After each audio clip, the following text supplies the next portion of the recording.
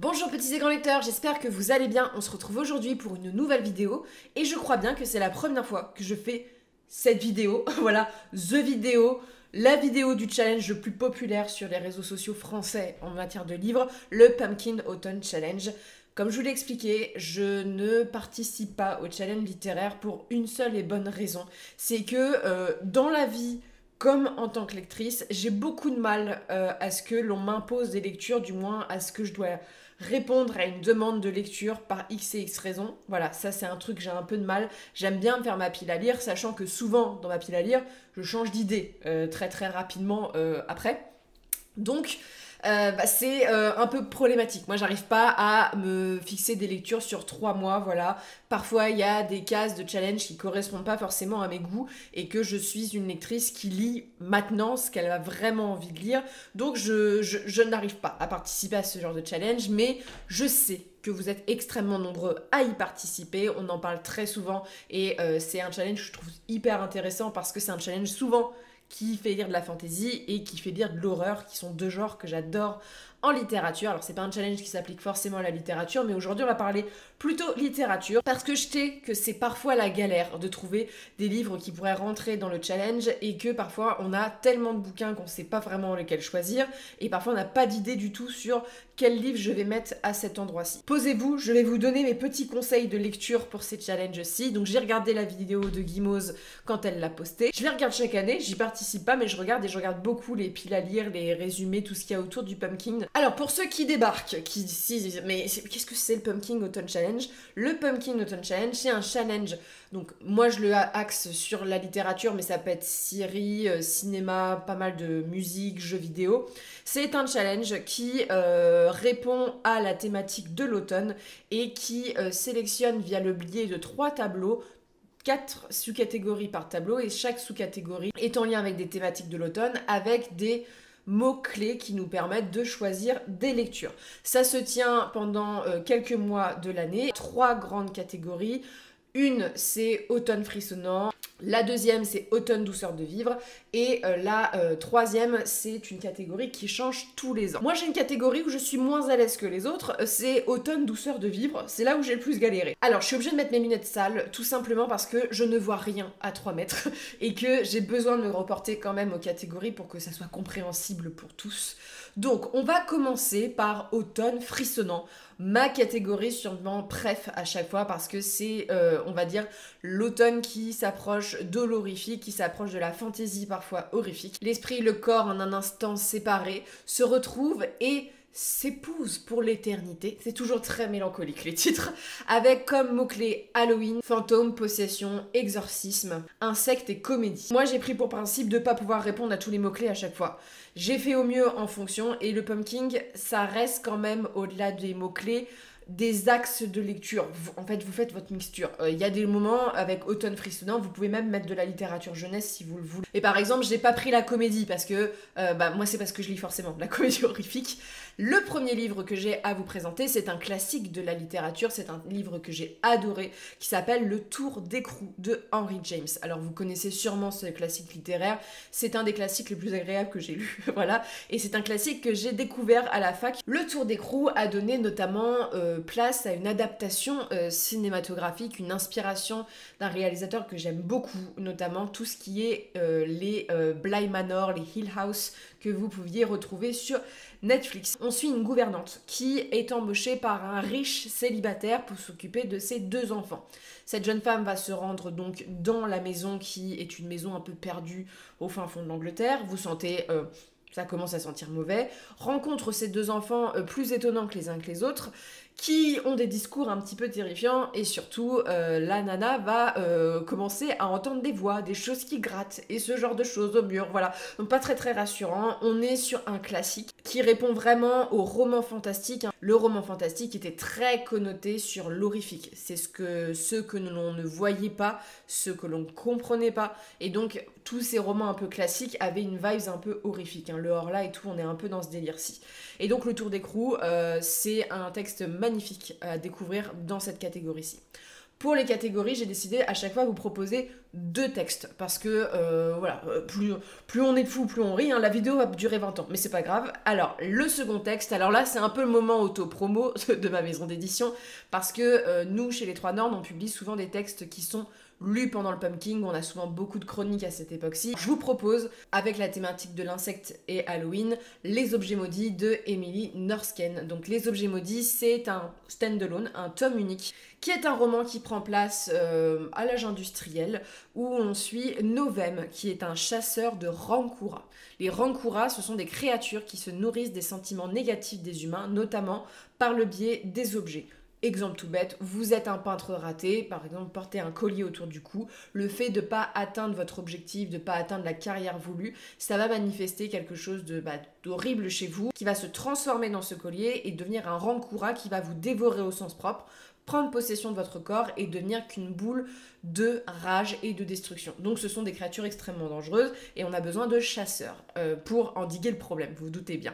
Et ensuite Novem, un personnage assez singulier qui a perdu la mémoire avant ses 10 ans et qui a été récupéré par Janus, une grande chasseuse de son ordre qui va protéger cette personne au don singulier qui va être appelée par la reine de son pays pour procéder à une chasse parce que l'on envoie des chasseurs dans un petit royaume avec plein de brume, plein de moutons et de châteaux étranges où des guerres ont eu lieu des années auparavant et où un Rankura sévit et tue tous les chasseurs royaux. Et une fois là-bas, Novem va vite se rendre compte que le Rankura reconnaît sa personne. Donc voilà, c'est un roman qui est assez engagé sur les questions de représentation, voilà, comme à chaque fois chez Emily, mais on a vraiment une vibe horrifique avec la résurgence d'insectes qui sont très très présents dans le texte. Je ne vais pas vous en dire plus, mais ça grouille. On est totalement dans le délire, sachant que c'est de l'horrifique pas trop dégueu, ça reste de l'horrifique et pas de l'horreur pure. Et c'est fabriqué en France, non distribué sur Amazon, mais ça, pour ceux qui suivent la chaîne, vous le savez déjà. C'est fenêtres cassées, portes ouvertes, horreur, huis clos, piège, peur, suspense, thriller et créature. Un thème où on peut vite rentrer dans l'horreur, c'est Mexican gothique. C'est pas forcément un huis clos parce qu'une première partie se passe à un autre endroit. La majeure partie se passe dans un manoir un peu étrange au Mexique, dans la banlieue mexicaine, dans la campagne plutôt, parce qu'on suit une jeune femme qui n'a plus de ses parents, qui a été élevée par son oncle et qui est très très très proche de sa cousine. Une jeune femme frivole, hein, on est dans les années 50 si je ne me trompe pas, et qui va être envoyée par son oncle rejoindre sa cousine parce que sa cousine a épousé un beau gosse riche qui l'a mariée dans un château, sauf qu'elle l'a envoyé une lettre. Et dans la lettre, elle dit qu'elle va mourir. Chouette annonce. Donc, la cousine se rend sur place, sauf que sur place, elle se rend compte que sa cousine va pas trop bien, mais qu'elle dit le contraire, et que les murs de ce manoir recèlent peut-être des secrets ou des fantômes. Et c'est un texte qui est très axé quand même sur la romance. Dans le texte, il y a une grosse romance qui est plutôt sympa, qui est très liée sur la tension, voilà, sur le rapport homme-femme, dans un milieu donc qui est proche du roman gothique, mais qui se passe au Mexique, avec un sous-fond un peu historique sur l'exploitation des Mexicains par les colons. C'est assez chouette. Mais donc notre personnage qui est un peu en dehors des clous va essayer d'enquêter, surtout survivre. Des choses assez affreuses, il y a des scènes, moi il y a une scène notamment, je crois que c'est dans un bain, où je m'en souviens parce que j'ai vraiment été très très mal à l'aise. Et pour me mettre très très mal à l'aise, faut y aller. Genre le livre d'après aussi m'a foutu les chocottes, mais il faut y aller. C'est pas, en littérature c'est difficile, mais tu as ce côté piège, tu as ce côté huis clos, t'as la peur qui est ressentie. Et t'as le côté un peu horreur thriller dans le sens que ça reste quand même pas policier, mais elle est là pour savoir ce qui se passe. Il y a des choses où on n'avait pas envie que ça se passe comme ça. Malgré une fin un peu décevante, ça vaut quand même le détour, sachant que normalement va être adapté par la plateforme Hulu, voilà, prochainement, dans quelques années. Alors là, un livre qui est un classique, normalement qui est traduit, moi je l'ai lu en anglais, et qui m'a filé les frissons avec 2-3 scènes où vraiment j'étais dans mon lit, j'étais en mode tout va bien se passer. C'est donc The Haunting of Hill House de Shirley Jackson, la grande maîtresse de l'horreur, notre maîtresse à tous. Un des premiers romans qui parle de maison hantée. Une série aussi qui a été adaptée, dont je vous parlais, par le même réalisateur qu'auparavant.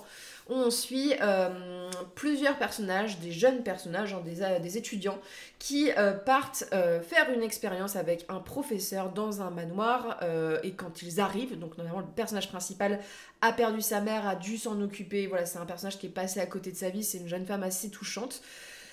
Elle arrive dans le village et tout le monde lui dit non mais ça va pas la tête d'aller dans le manoir, là il y a eu un massacre, il y a eu un problème et tout, il faut pas y aller. Elle y va quand même parce qu'elle s'est engagée, sauf que sur place, ils ont pas l'air d'être tout seuls. Voilà, ils ont pas l'air d'être tout seuls et il y a des scènes très très angoissantes. Il y a une scène par exemple où le personnage, pour vous mettre dans l'ambiance, toute la nuit, alors il y a des grincements, ça joue beaucoup sur cet effet-ci hein, de maison hantée, sans une main lui caresser les cheveux pour la rassurer à un moment de tension, sauf qu'elle se rend compte, quand elle sort la tête de la couette, que ça peut pas être la personne avec qui elle dort dans la chambre qui lui a caressé la tête. Donc voilà, c'est très bien fait, et si vous êtes dans l'histoire et que vous êtes bien lancé, c'est un très bon récit là-dessus. En français, il me semble que ça a été traduit comme La Maison Hantée.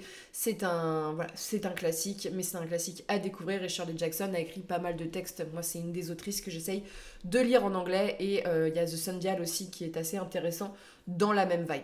Ensuite, le crâne qui parle, gardien, cimetière, squelette, zombie, médiéval, il y a alchimie, sorcière. En fait, ce qui était intéressant avec cette recherche-ci de vidéo, c'est que je me rends compte qu'il y a vraiment des thèmes que je lis assez peu, que je ne lis plus ou que vraiment je ne trouve pas forcément en littérature française. Là, j'ai vraiment axé sur quelque chose, j'ai axé sur les zombies. Voilà, je me suis pas pris la tête.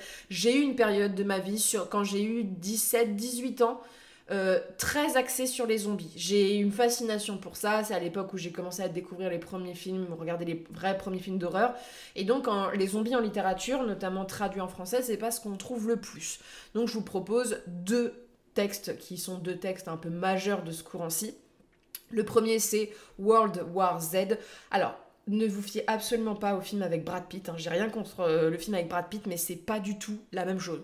Ça raconte pas du tout la même histoire. World War Z, en fait, le texte, c'est plus un guide de survie aux zombies. Voilà, faut survivre. Bon, pour ceux qui l'ont vu, j'avais commencé à lire Walking Dead et tout, j'étais dans ce truc-là, mais World War Z, c'est un très bon texte qui est fait là-dessus, très intelligent, très réaliste, qui joue beaucoup avec ce côté survivaliste, sur vraiment une construction du zombie assez traditionnelle, mais avec un personnage attachant. Et en parallèle, c'est une autre série dont je me suis débarrassée parce que je crois qu'à partir du tome 3, ça devenait un peu lassant, mais qui est une série vraiment, si vous aimez vraiment les films de zombies, de survie un peu bourrin, on est là-dedans. C'est Zombie Story, qui est au moins une trilogie. On suit donc un groupe de survivants qui essayent de trouver un moyen de s'en sortir, du genre une cure, un remède pour renverser cette épidémie zombie. Ils savent qu'ils doivent se rendre à Manhattan, mais quand ils arrivent à Manhattan, ils se rendent compte qu'il y a d'autres survivants, mais entre les survivants et les zombies, quel est le pire? Alors, Zombie Island, faut dire ce qui est, c'est clairement purement pour du zombie de base. Voilà, du zombie pur et dur. Zombie Island, il faut partir que c'est de la série B en livre, avec des zombies. Si vous aimez les trucs qui font je vais vous manger le cerveau, c'est bien et c'est très bourrin, c'est très musclé, c'est très je suis un homme viril et je vais sauver le monde. Voilà, on est dans ce délire-ci, mais ça plaît à certains et de temps en temps ça fait du bien, un truc qui prend pas trop la tête. Et enfin, dans cette catégorie, nous avons des pancakes pour 11. Donc science-fiction, dimension parallèle, espionnage, extraterrestre, super pouvoir, c'est la catégorie qui me faisait un peu peur parce que je lis assez peu de SF et surtout je lis assez peu de trucs sur les extraterrestres, ça m'intéresse pas forcément, je trouve ça souvent très cliché. Voilà, j'ai du mal à accrocher à ce genre de choses, autant j'adore les récits post-apo, autant les récits extraterrestres, tout ce qui est space opéra et tout, j'ai du mal. Mais j'en ai trouvé deux. Faut savoir que les extraterrestres, c'est pas mon truc. Et il y a un truc qui n'est pas mon truc parmi tous les trucs que j'aime pas, c'est ce qu'on appelle le isekai. Alors, le isekai, dans les mangas, c'est le fait d'envoyer un personnage dans notre réalité, dans un autre monde. Voilà, il meurt, il se réveille dans un autre monde. Encore en romance, ça peut passer, voilà, mais j'ai beaucoup de mal avec ce genre-ci. Mais je vais vous présenter un isekai ici, qui est un isekai qui rentre dans les catégories, parce qu'on parle de pouvoir, on parle de dimensions parallèles, on parle de science-fiction. C'est le jour où je me suis transformée en slime. Un truc avec un slime. Quand je travaillais pour Kurokawa, cette saga venait juste de sortir. C'est une saga où on suit donc un homme qui, il me semble, lorsqu'il veut sauver une personne, va mourir et être envoyé dans un monde qui s'apparente quasiment à du jeu vidéo d'une certaine manière. Du moins, il y a des créatures fantastiques, il y a des clans, c'est un peu médiéval fantasy, mais avec un petit peu de technologie aussi. Et il va se réincarner en slime, vous savez, cette espèce de substance bizarre, et faire la rencontre d'un dragon. Et ensemble, ils vont lier un pacte, et ce slime va devenir un personnage extrêmement puissant de cet univers. Donc voilà, il y a des super pouvoirs, il y a des combats, il y a ce genre de choses. Franchement, quand je le dis, ça te donne pas envie. Par contre, quand tu commences, c'est vachement sympa. Les personnages sont attachants. Si t'aimes bien l'univers du jeu vidéo et du medieval fantasy, c'est hyper attachant. Et c'est surtout un bonhomme qui avait déjà raté sa vie, qui essaye de réussir. Et t'as plein de thématiques de société qui sont apportées. Les dessins sont plutôt jolis. Parce que le slime va se transformer ensuite en jeune fille.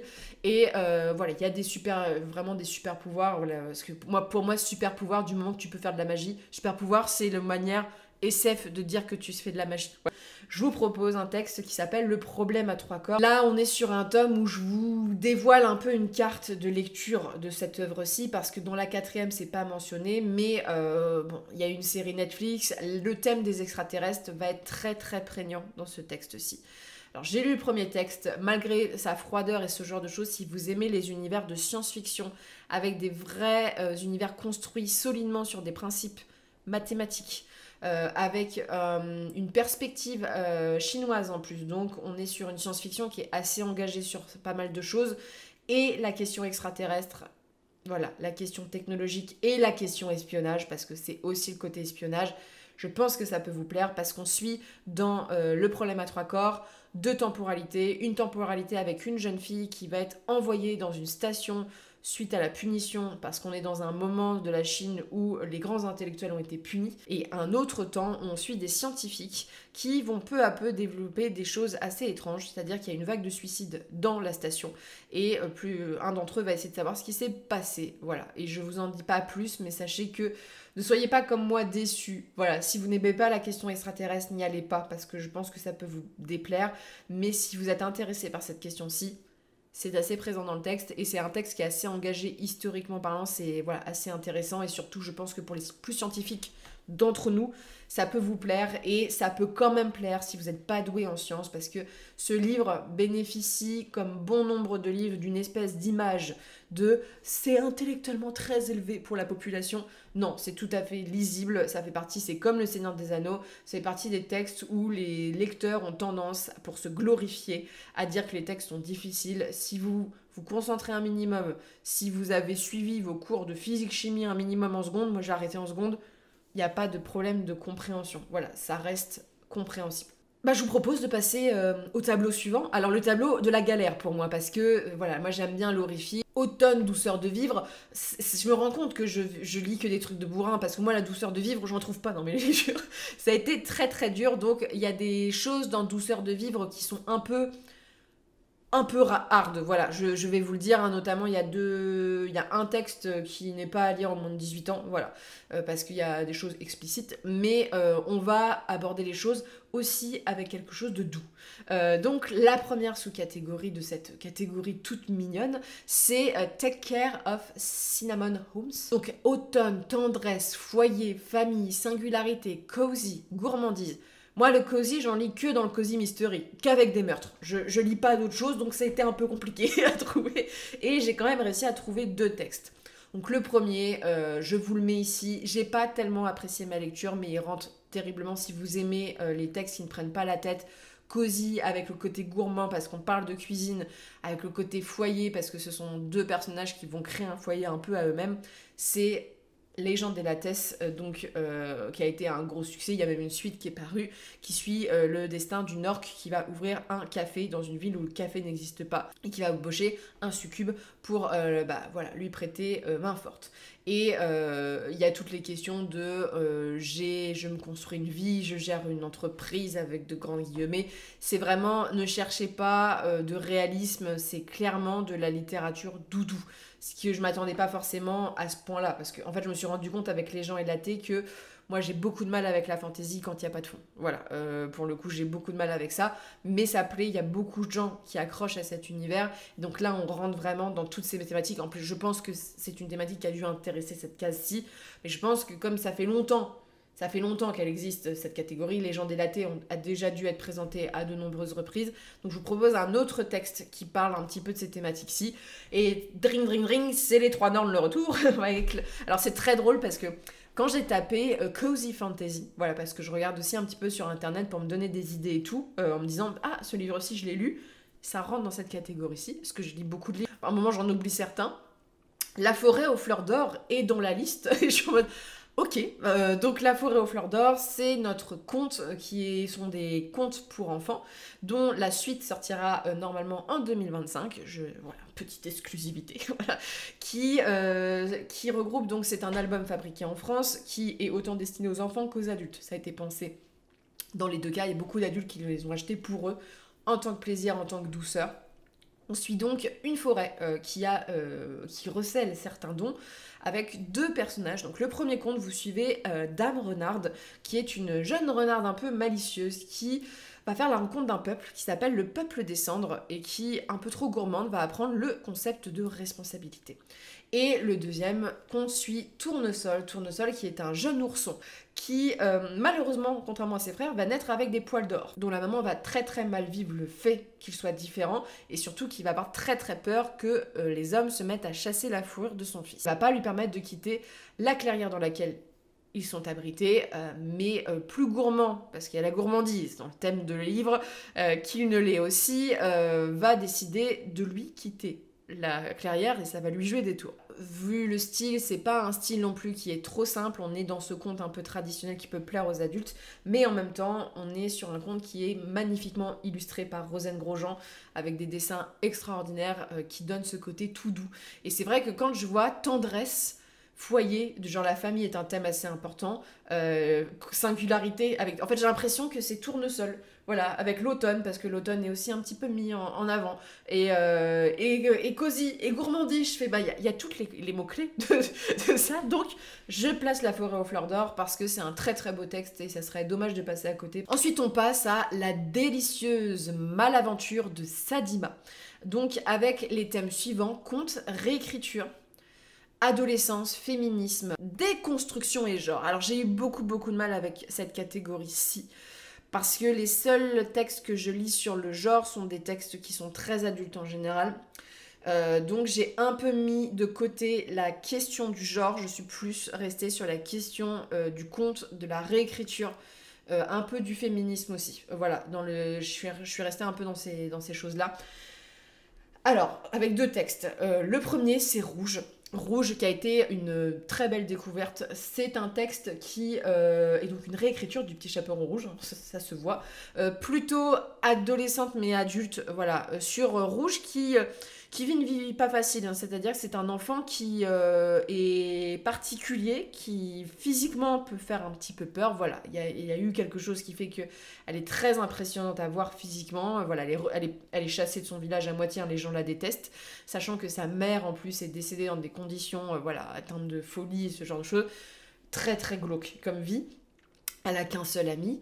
Et malheureusement pour elle, toutes les jeunes filles du village, donc celles qui ont versé les premiers sangs, sont envoyées dans la forêt pour calmer le loup. Et donc, ils se disent, la moche du village, là, on va la foutre dans la forêt, parce qu'en plus, elle pourra jamais être mariée, parce que personne n'en veut. Et on va calmer la bête pendant un certain moment, donc ça va permettre à d'autres jeunes filles de pouvoir survivre. Donc la pauvre Rouge, elle est envoyée dans cette forêt, jeune fille en plus d'une gentillesse, d'une bonté, voilà, c'est un personnage très attachant. Et commence l'histoire du Chaperon Rouge, mais avec une relecture beaucoup plus féministe, une relecture qui est bien pensée, et une relecture où on te parle du fait que le loup n'est pas forcément le personnage le plus inquiétant. Et le côté féministe, c'est que Rouge est un personnage très indépendant. C'est un personnage qui se dépatouille, qui va aller contre le patriarcat, parce qu'il y a quand même une grosse lecture là-dessus.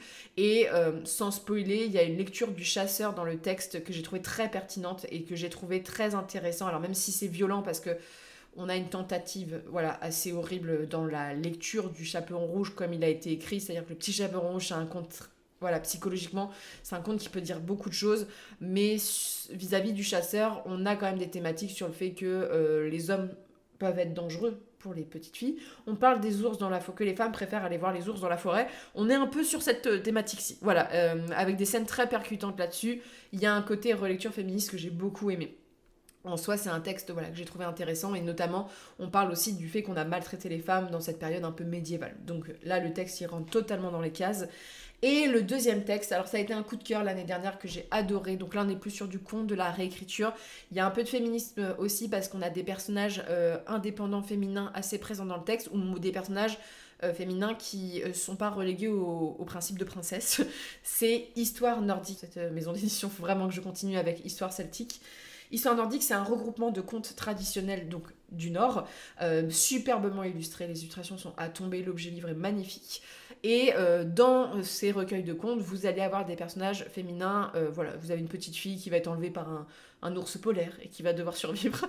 Vous avez des contes où vous avez des petites souris qui vont vouloir épouser des hommes, et c'est à elles de faire le boulot parce que le mec fout rien à part dire « Papa, ma femme, elle sait faire ça, contrairement à mes frères, machin. » Bon, je vous laisse découvrir le conte des trois frères, là.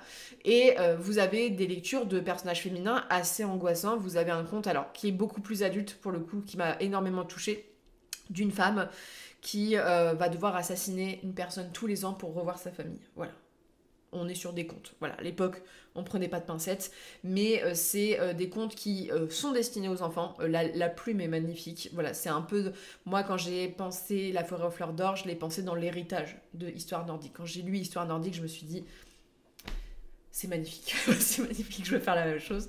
Donc, c'est dans cette vibe aussi, et pour le coup, c'est... Vraiment, si vous avez des petites filles ou des enfants, c'est à lire parce que dès le début, les pays du Nord étaient sûrement plus à cheval sur nous sur les questions d'égalité. Voilà, c'est... Même dans les cultures vikings, on voit que la femme n'avait pas forcément la même place dans la société. Bon, on tourne la page féministe et on revient sur une sous-catégorie qui est je suis contente d'être tombée de cet arbre. Donc avec l'amitié, l'aventure, la BD, l'anxiété, la santé mentale et la lumière. Alors, ça aussi, c'était galère parce que la lumière, je lis rien où il y a de la lumière. Non mais c'est catastrophique. Plus je me dis, mais en fait, je lis que des trucs horribles. Et j'ai triché. J'ai pas pris de la BD franco-belge, j'ai pris de la BD japonaise, donc j'ai choisi des mangas parce que moi c'est mon domaine de prédilection. La BD, je commence à m'y intéresser, mais j'y vais pas à pas avec des maisons d'édition qui me font confiance. Mais donc là, je vais vous présenter deux mangas parce que au niveau de l'anxiété, les thématiques et tout, j'avais pas en BD. Moi, j'ai plutôt de la BD, ça se bat quoi. C'est pas trop le thème. Le premier, c'est Komi cherche ses mots.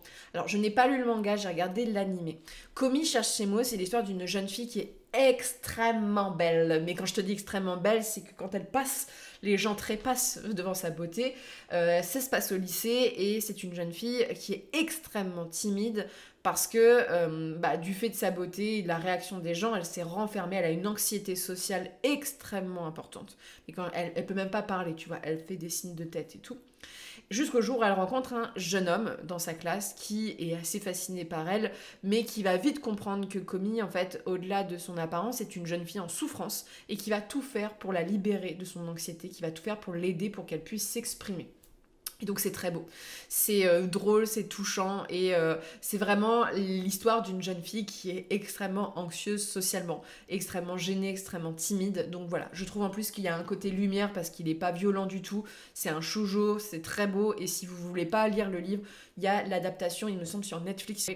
Ensuite, alors là je vais vous présenter un manga qui est plus 18-18, voilà, c'est-à-dire que là on est sur un yaoi, voilà.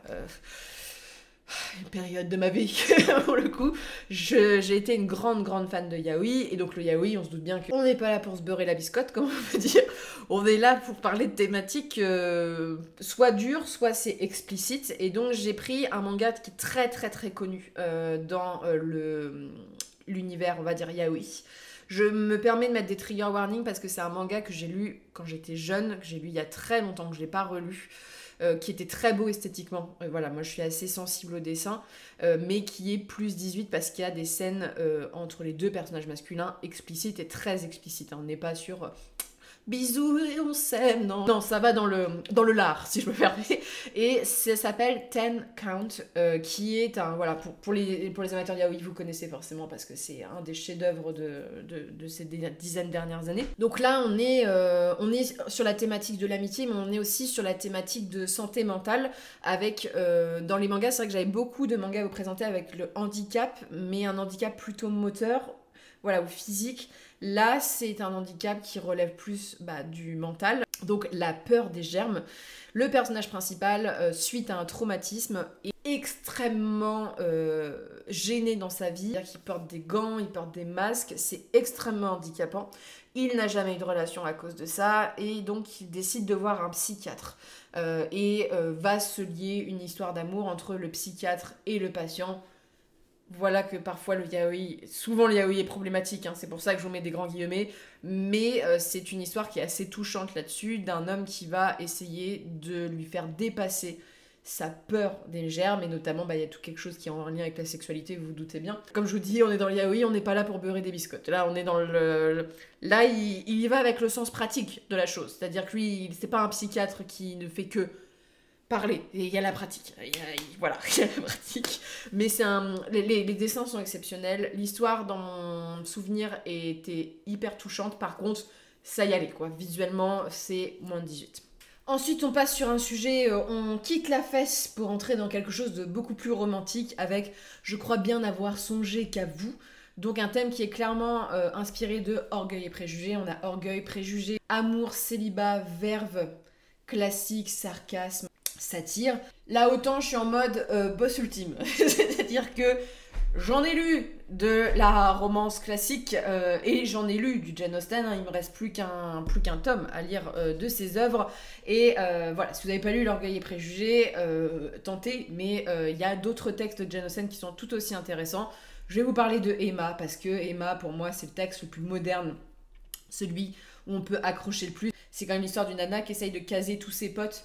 Voilà, elle joue l'entremetteuse jusqu'au jour où ça va lui jouer des tours. Emma est un personnage profondément égoïste et qui n'a pas peur de faire du mal aux autres pour son propre bonheur. Voilà, elle vit qu'avec son père parce que sa mère est décédée. Son père est un personnage intriguant, c'est-à-dire qu'il souffre d'une maladie, hein, dans le sens qu'il a toujours l'impression d'avoir toutes les maladies du monde, et donc il vit un peu reclus. Emma, c'est une jeune fille très brillante, mais très manipulatrice. La petite Emma, suite au départ de sa nourrice qui a trouvé Marie, va très mal vivre le fait, va s'enticher d'une autre jeune fille de basse extraction, hein, qui, elle le pense dans un premier temps, est une noble, mais au mieux des cas, c'est une bâtarde, et qui va décider de jouer les entremetteuses en refusant un bon parti pour essayer de la caser avec un mec qui n'est pas bien sous tous les rapports. Vous vous doutez bien que c'est une satire du mariage, c'est une satire aussi de la place des femmes,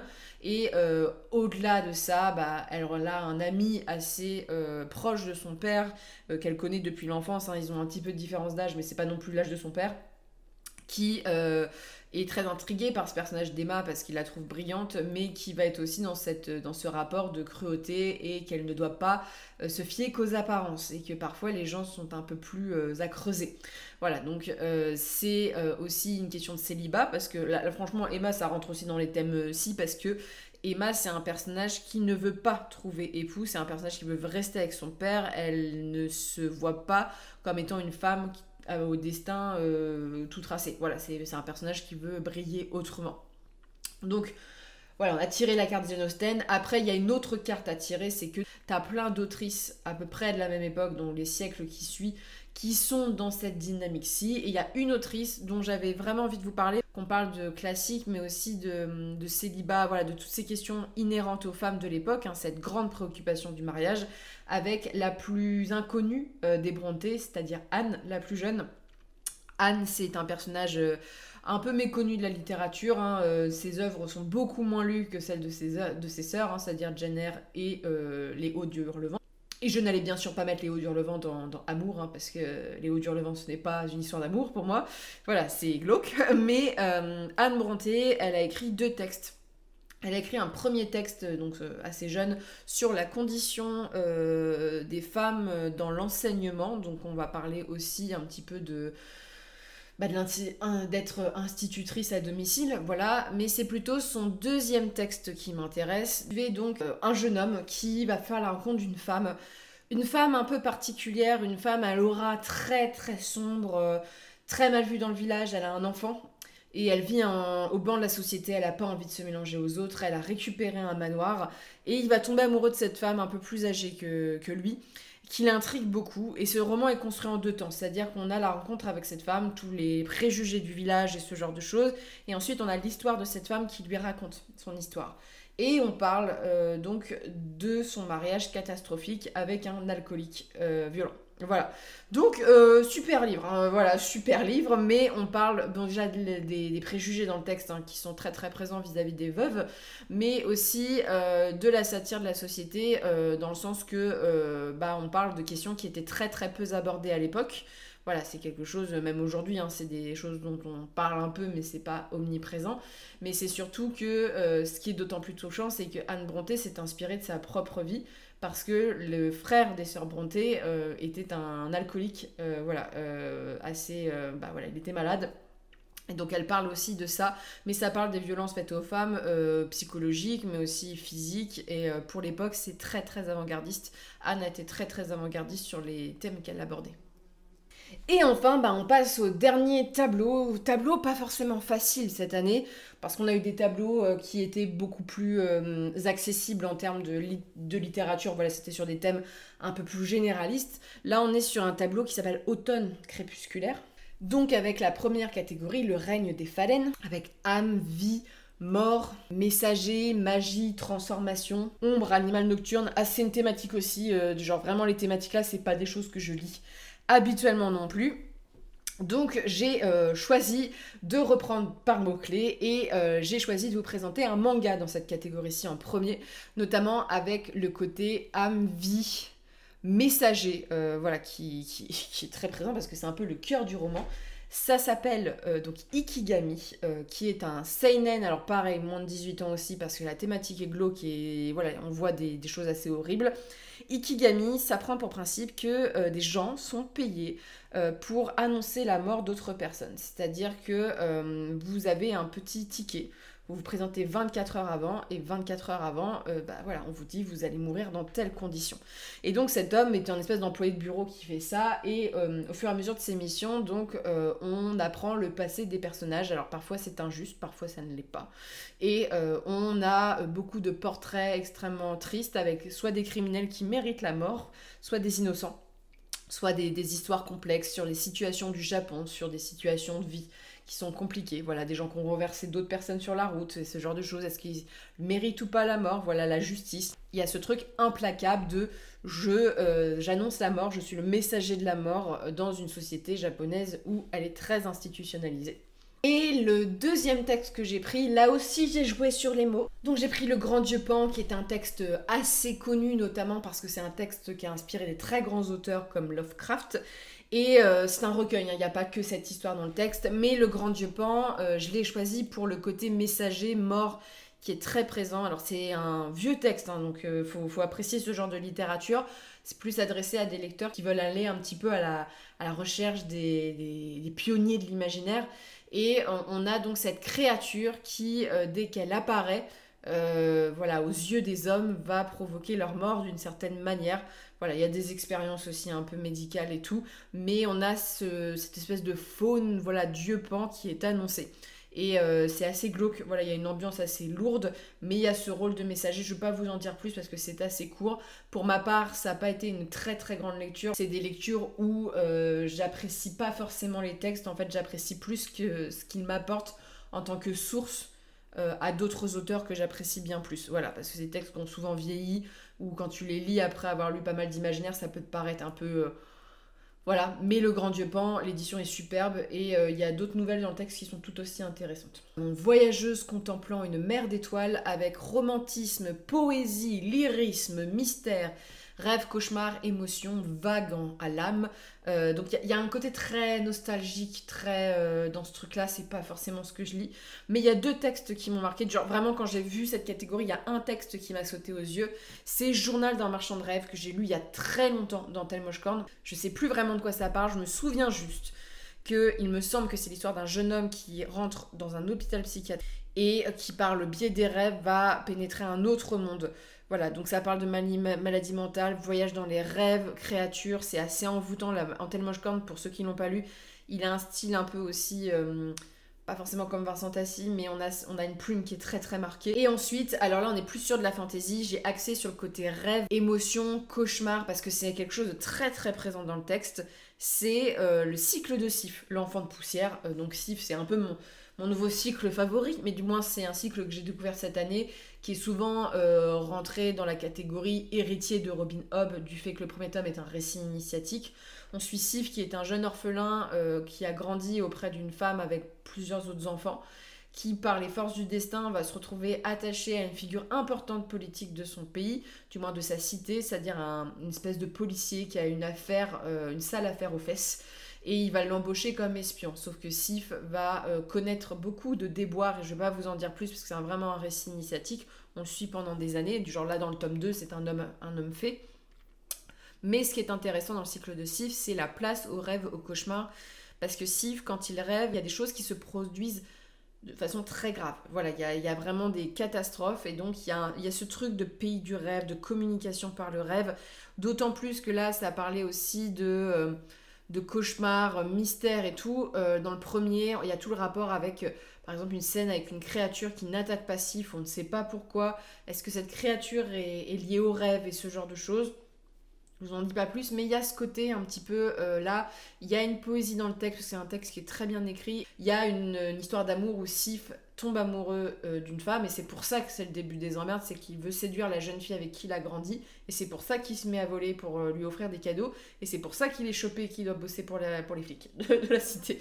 Et tout même l'intérêt du tome 2, c'est essayer de retrouver cette femme. Voilà, c'est assez présent. Et de toute façon, Sif a l'air d'avoir beaucoup de relations... comment dire, liées aux femmes. C'est, voilà, romantique ou pas, mais il y a des liens, il y a des choses. Il y a aussi pas mal de... Il y a un peuple dont il fait la rencontre aussi, qui accorde une grande importance aux rêves. Donc c'est des thématiques qui reviennent pas mal dans ce texte-ci, donc j'avais envie de vous en parler parce que c'est un cycle qui est très sympa à découvrir. Ensuite, c'est la chute de l'or ailé, donc ange déchu, éthéré, prophétie, mémoire, roman choral, fleurs, envoûtant, évanescent. Là, il y a assez fourre-tout, il y a des tout. Alors, forcément, Guimauze l'a dit, elle s'est inspirée de Diamant, il faut que vous lisiez Diamant. Bon, j'ai préféré un autre texte que Diamant, mais Vincent Tassi, si vous aimez les plumes travaillées, c'est Vincent Tassi, de toute façon, c'est vous aimez ou vous aimez pas. Il y a pas d'entre-deux. Moi, j'ai préféré ces textes sur les vampires, mais dans Diamant, vous suivez donc un monde où on attend un ange pour sauver le pays en question, qui est en grand danger. Et un ange apparaît, sauf que est-ce un ange ou un démon, parce que son arrivée va bouleverser énormément de choses, et qu'il va s'enticher d'un autre personnage masculin, mais jusqu'où, et va-t-il lui faire du mal, et quelles sont les intentions de cet ange. C'est un roman choral aussi, parce qu'il y a plusieurs personnages qui interviennent dans le récit. C'est envoûtant, c'est beau. Il y a ce côté de créature insaisissable. Et Vincent Tassi est très très bon dans les réinterprétations mythologiques des créatures. Et voilà, on est sur la thématique de l'ange qui est plutôt bien traitée ici. Et j'avais ensuite envie de vous parler d'un deuxième texte sur les anges, hein, parce que bon, c'est pas du tout ce que je lis le plus. Au contraire, c'est un truc que j'aime pas trop lire forcément. Moi, la fantaisie biblique, ça m'intéresse pas forcément. La malédiction des anges que j'ai lu il y a longtemps, mais quand je vous dis il y a longtemps, c'est que j'étais mineure, donc c'était il y a longtemps. Voilà. C'est l'histoire donc d'une jeune fille qui s'appelle Évangéline qui est placée dans un couvent, voilà, fait sa petite vie dans le couvent jusqu'à ses 23 ans, où elle tombe sur une lettre qui renferme des secrets inavouables, notamment la présence d'êtres qu'on appelle les néphilines, qui sont des êtres hybrides, hein, c'est la créature qui provient d'un humain et d'un ange déçu en général. Et donc les angéologues sont ceux qui chassent ces créatures qui ne souhaitent qu'une chose, asservir les humains. Et donc la jeune fille va se retrouver mêlée un petit peu à tout ça avec beaucoup de secrets. Ça mélange énormément de références bibliques, faut aimer ça, clairement faut aimer ça. Mais là, la thématique de l'ange, elle est plutôt bien traitée parce que beaucoup de choses sur les anges sont des choses que j'ai lues en young adulte ou qui sont un peu trop mormones à mon goût, donc je vais pas forcément vous conseiller. Et enfin, pour clôturer cette vidéo qui est longue, voilà, qui est longue, je m'en doute bien, c'est le crépuscule des Cid, donc les elfes, démons, crépuscule, mythologie, légende, petit peuple, fantasy, nature. Là aussi, j'avais pas forcément grand chose à vous présenter parce que c'est pas forcément ce que je lis maintenant. Je lisais ça quand j'étais un peu plus jeune, mais il y a beaucoup de choses dont je me suis débarrassée. Il y a un beau livre qui s'appelle Le Grand Livre des Esprits de la Nature qui est assez particulier sur son choix d'illustration. C'est des illustrations très particulières, mais qui est une sorte d'encyclopédie du petit peuple, voilà, dans un très très grand format. Voilà, j'ai d'autres encyclopédies, mais j'avais envie de vous parler de celle-ci. Et ensuite, j'avais envie d'axer sur une collection que j'aime beaucoup et que je ne vois jamais sur les réseaux sociaux, alors qu'elle est hyper intéressante et que vous la trouvez quand même facilement en occasion. C'est toute la collection Ouest France sur les contes et les légendes. Vous avez la matière de Bretagne et ce genre de choses. Vous avez la Normandie, le Paris, tout. Et au-delà de ça, on va traiter la mythologie et les légendes. Vous avez même un texte, moi j'en ai un axé sur tout ce qui est la mer, donc vraiment toutes les créatures maritimes, toutes les légendes qui sont liées à la mer dans toutes les régions côtières de la France. Ce sont des vraies légendes, ce sont des vrais contes compilés par des chercheurs et ça permet aussi par ce biais-là de comprendre un petit peu les régionalismes, les cultures, les inspirations, parfois même pourquoi on a tel drapeau, pourquoi il y a telle légende. Et dans tout ça, on a beaucoup d'histoires sur le petit peuple, voilà, sur les créatures comme les dragons et ce genre de choses, mais aussi on parlait de démons, mais il y a la figure du diable qui est très très présente dans ce genre de texte, hein. Les contes à l'époque étaient aussi un moyen d'éduquer les gens et de leur faire peur pour éviter les comportements dangereux ou éviter l'avarice ou voilà ce genre de choses, le meurtre et etc. Donc c'est assez intéressant à découvrir. Alors je vous dis pas de les lire à la suite parce que ça peut être vite redondant, surtout qu'il y a beaucoup de contes qui se répètent, voilà, on voit des schémas et tout, et que chaque région a vraiment ses particularités, c'est fou, hein, mais même entre la Normandie et la Bretagne, le type de conte, la manière dont c'est raconté, les thématiques et tout, ne vont pas forcément les mêmes. Et pareil, dans l'Est, on m'a offert celui dans l'Est il y a 2 ans aux Imaginales, je crois. C'est très différent, les figures qui sont abordées, on est plus sur des contes germaniques et tout. C'est passionnant. Donc c'est chez Ouest France et faut pas hésiter à vous plonger dans ce genre de texte parce qu'il y a des très très belles découvertes à faire. Donc sur ce, on a terminé. J'espère que ces recommandations auront pu aiguiller certains. Voilà, même si ça rentre pas dans le pumpkin, ça vous donnera peut-être potentiellement des idées de lecture. Je vous souhaite bon courage pour le pumpkin, pour ceux qui y participent. Voilà, je suis de tout cœur avec vous. Et moi, là, je me prépare à en septembre regarder énormément de vidéos sur le sujet. Et sur ce, je vous souhaite de très bonnes lectures, une très bonne journée. Et on se retrouve bientôt pour une prochaine vidéo.